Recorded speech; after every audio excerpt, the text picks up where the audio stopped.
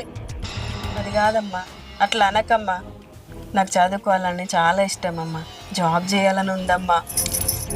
Please అమ్మా, నేను చదువుకుంటామ్మా. అయినా చదువుకొని ఎవరిని ఉద్ధరిస్తావే? జాబ్ చేస్తుంట జాబ్ నడిపించకు. ప్లీజ్ అమ్మా, ఒక్కసారి చెప్తే అర్థం కాదా నీకు? చదువుకొని అమ్మా.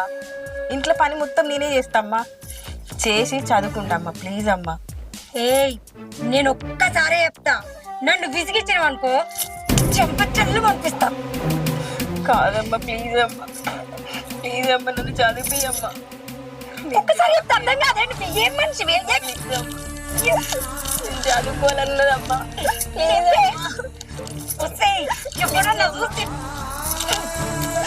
ఇదిగో, మీ నాన్న మీద ఏ మాత్రం ఇష్టం ఉన్నా చక్కగా పోయి ఇంట్లో ఉండు.